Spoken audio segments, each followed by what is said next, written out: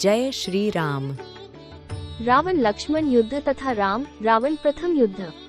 मकराक्ष का मृत शरीर देखकर रावण को बहुत ग्लानि महसूस होती है, क्योंकि मकराक्ष की मृत्यु रावण के युद्ध में हुई थी और मकराक्ष रावण के भाई खर का पुत्र था। इसलिए रावण ये सोच रहा था कि उसके युद्ध के कारण खर का पुत्र बलि चढ़ गया है। इसी कारण रावण स्वयं युद्ध में जाने का निश्चय करता है और कहता है कि यह मेरा युद्ध है और इस युद्ध को मैं स्वयं ही समाप्त करूंगा। आज मैं स्वयं रणभूमि में जाकर युद्ध को समाप्त कर दूंगा। अगर यह युद्ध लंबा चला तो ये लंका के हित में नहीं है। रावण की यह घोषणा सुनकर उसका पुत्र इंद्रजीत स्वयं युद्ध में जाने की बात कहता है, लेकिन रावण उसे भी नकार देता है और कहता है कि यह मेरी लड़ाई है, इसलिए सबसे पहले मुझे ही सामना करना पड़ेगा। क्रोध के वश में रावण अपने सेनापति को आदेश देता है कि मेरे साथ सेना को युद्ध में जाने के लिए तैयार करो। सेना के एक नई टुकड़ी को साथ लेकर लंकापति रावण बाहर युद्ध भूमि में आता है और आते ही गरजता हुआ अपने धनुष की प्रत्यंचा खींचता है। रावण के धनुष की प्रत्यंचा के डंकार से आसमान में बिजली कड़कने लगती है।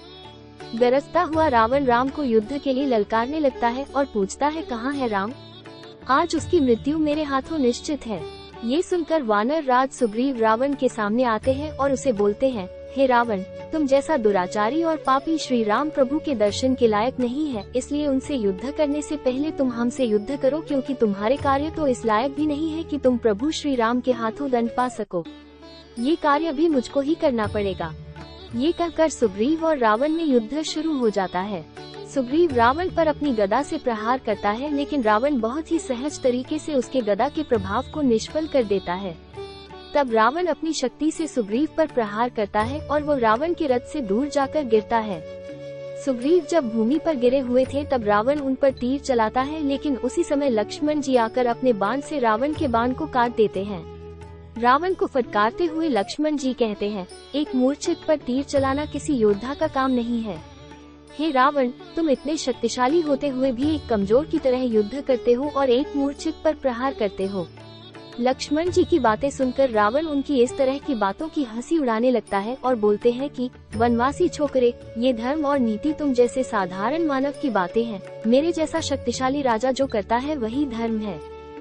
तब लक्ष्मण जी रावण को जवाब देते हैं कि तुम सही कहते हो कि धर्म, सदाचार और नीति आदि मनुष्य के गुण हैं, लेकिन तुम एक मनुष्य नहीं बल्कि एक पापी असुर और एक लंपट दुराचारी हो जिसे किसी भी चीज का ज्ञान नहीं। लक्ष्मण की इस बात को रावण अपना अपमान समझता है और उस पर घातक बाण चलाता है। रावण के तीर के जवाब में लक्ष्मण जी भी अपने बाण चलाते हैं और दोनों में युद्ध आरंभ हो जाता है। कुछ ही समय बाद रावण लक्ष्मण पर भारी पड़ने लगता है और रावण अपने जहरीले अस्त्र द्वारा लक्ष्मण जी को मूर्छित कर देता है। लक्ष्मण जी के मूर्छित होते ही अंगद और जामवंत उन्हें वहां से लेकर जाने लगते हैं। तभी रावण मूर्छित हुए लक्ष्मण पर भी बाण चलाने की कोशिश करता है, लेकिन बजरंगबली हनुमान रावण के सामने आ जाते हैं और उस पर प्रहार करते हैं। रावण तथा हनुमान जी के बीच युद्ध आरंभ होने ही वाला था कि तभी श्री राम वहां पर आ जाते हैं और बोलते हैं, वाह रावण वाह, तुम महादेव के समान शक्तिशाली महाबली हनुमान के सामने टिक पा रहे हो। तुम वाकई में परम शक्तिशाली हो, लेकिन अपने कुछ कर्मों की वजह से तुम्हारे अंदर अहंकार और अज्ञानता आ चुकी है, जो कि बहुत जल्द तुम्हारे विनाश का कारण बनेगी। शक्तियों तथा देवताओं से मिले वरदानों का दुरुपयोग करके इतने अहंकारी हो गए हो कि तुम्हें धर्म और अधर्म में भी अंतर नजर नहीं आता। श्री राम के मुख से ऐसी मर्यादा भरी बातें सुनकर रावण जोर जोर से हंसने लगता है और बोलता है, अरे वनवासी राम, मैंने तो सोचा था कि तुम कोई बहुत बड़े योद्धा होंगे जो कि मुझसे रणभूमि में आते ही युद्ध करोगे, लेकिन तुम तो बातों से मुझे कोई साधु संत या कोई उपदेशक लगते हो। अगर तुम इतने ही शक्तिशाली या धनुर्धारी हो तो आओ और मुझसे युद्ध करो। आज मैं तुम्हारी सारी गलतफहमियां दूर कर दूंगा। रावण बोलता है, आज इस युद्ध को यहीं पर विराम लगाने के लिए ही मैं युद्ध भूमि में आया हूँ। ये रणभूमि है, यहाँ उपदेश नहीं युद्ध किया जाता है। अगर तुम्हारे अंदर साहस है तो मेरा सामना करो। यहाँ सवाल भी बाण करेंगे और उत्तर भी बाण ही देंगे। ये कहकर रावण श्री राम पर बाण चला देता है। श्री राम भी बड़े ही सहजता से उसके बाण का उत्तर देते हैं। श्री राम एक एक करके रावण के हर अस्त्र शस्त्र को निष्फल कर रहे थे। श्री राम पहले रावण का धनुष काट देते हैं।